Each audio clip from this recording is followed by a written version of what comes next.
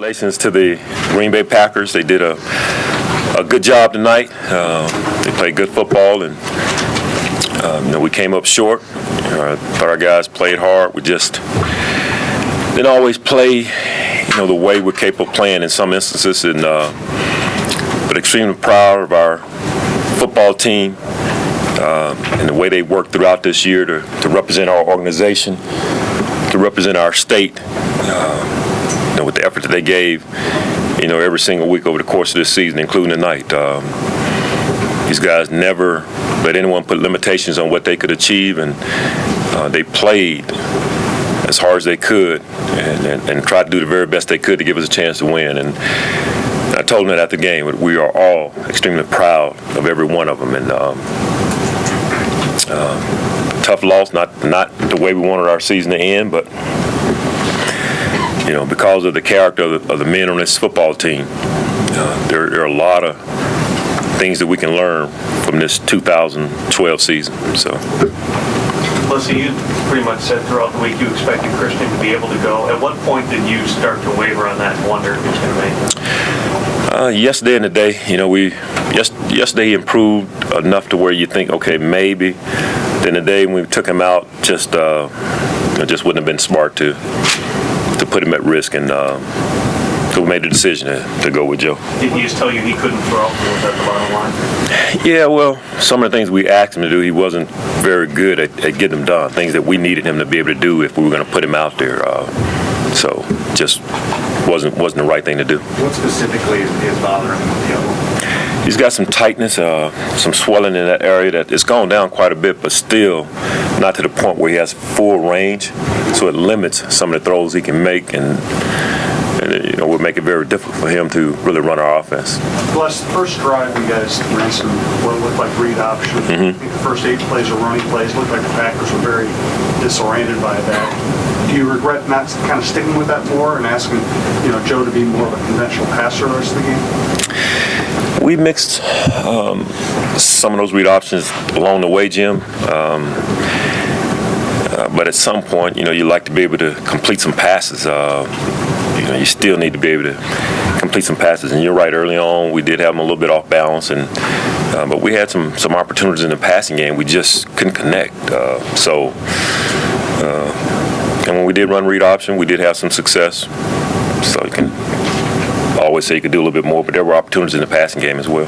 How much were you able to, how much time did you have to structure some of the things in the game plan around Joe being in there and some of the things that we weren't his strengths? We kind of prepared for a little bit of both as we were going through the week and realizing the possibility on a short week that Christian might not make it. So we better make sure we have something in the package in case it does become Joe. And so Bill and our offensive staff did a good job of including what we would call, Joe-type plays. So we worked on those for the last couple of days. The passing opportunities you had if you could put your finger on one thing that wasn't working right, what would that be? There were some times I thought we had some guys open. Joe might get flushed or didn't get his feet set, might not follow through like he needed to, and we'd end up with some incompletions or quarterback getting hurried or just couldn't make some things happen down the field that we needed to make happen. Did you sense a mental effect, especially as the offense was struggling through the first half there, that maybe that was having a toll just on how your guys were looking at the game? I don't think so, Tom, because I look at the way our guys battled throughout that second half. I mean, that game could have got away from us, and we found a way to keep it in striking range for the most part, and but we just couldn't put things together to close the gap a little bit, further. We were in position a number of times where we had 3rd and less than 5 or 4th and less than 5, and we couldn't get it done. 2 touchdown drives sandwiching halftime. Rogers got in the group. What impresses you when he sort of gets in that rhythm and gets just about everything he wants?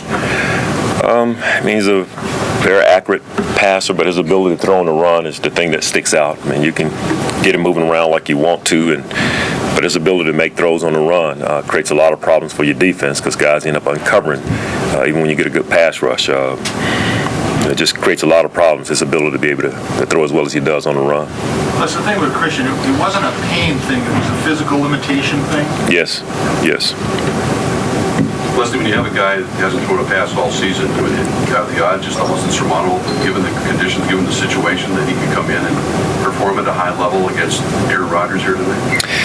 You know, that's the plight of a backup, Rosie. I mean, that's a situation that a backup is going to be in most places in the league, and Joe is no different.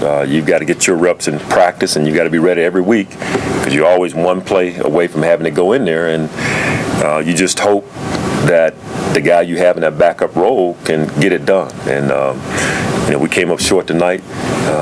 We needed to do some things around Joe to help him a little bit more, but I thought he battled. I thought he gave us everything he had, and